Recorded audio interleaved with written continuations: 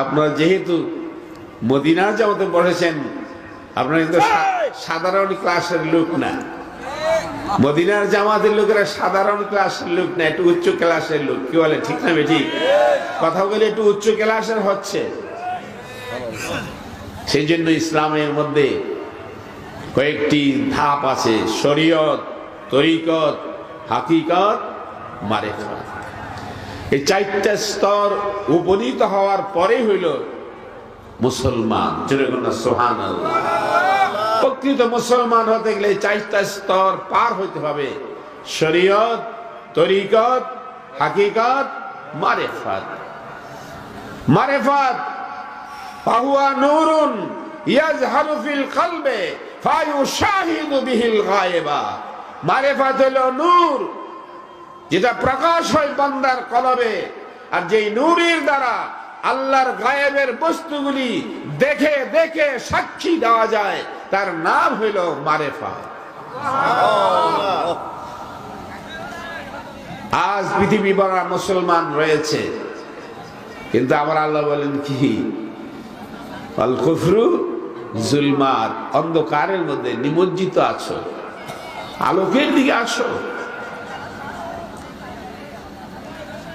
আলোকের দিকে আসো। আলোকের দিকে আসতে হলে নবীদের পথে আনআমতা আলাইহিম, আল্লাহ পাক যাদেরকে নিয়ামত দিয়েছেন তাদের পথে আসো। নবীদের সঙ্গে যাদের সম্পর্ক তাদের কাছে আসো। তারা কারা? তাদের সম্পর্কে আল্লাহ পাক পবিত্র কোরআনের ভাষায় বলেন, আলা ইন্না আউলিয়া আল্লাহ লা খাউফুন আলাইহিম ওয়া লা হুম ইয়াহজানুন।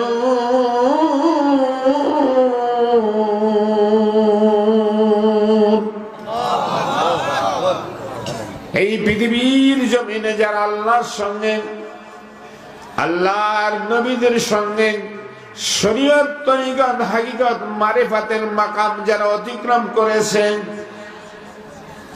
আল্লাহর ওলিদের সঙ্গে সহবত এবং মহব্বত লাগাইয়া যাদের অন্তরের মধ্যে আলো জ্বালিয়েছে, ওই মানুষগুলি আল্লাহর ওলি।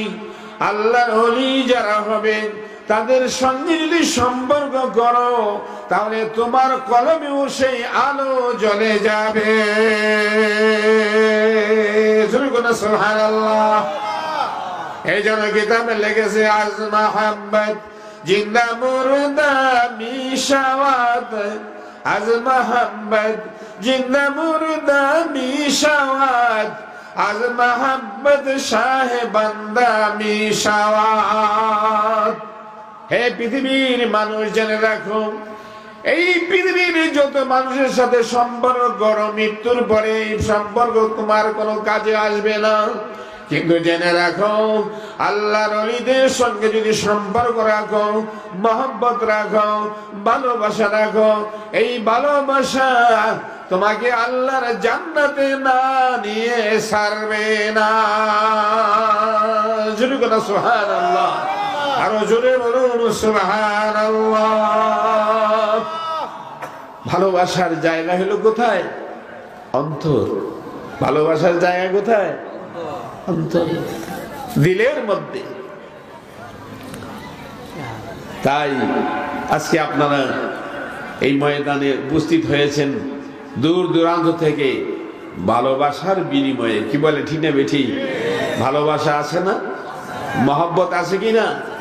মহব্বত না থাকলে কি এই ঠান্ডার মধ্যে এই ময়দানের মধ্যে বসে থাকতেন? নিশ্চয়ই আপনাদের অন্তরের মধ্যে মহব্বত আছে। এই মহব্বত আপনাকে আমাকে আল্লাহর জান্নাতে না নিয়ে ছাড়বে না। সকলে বলে একবার আলহামদুলিল্লাহ। আর জোরে বলুন আলহামদুলিল্লাহ।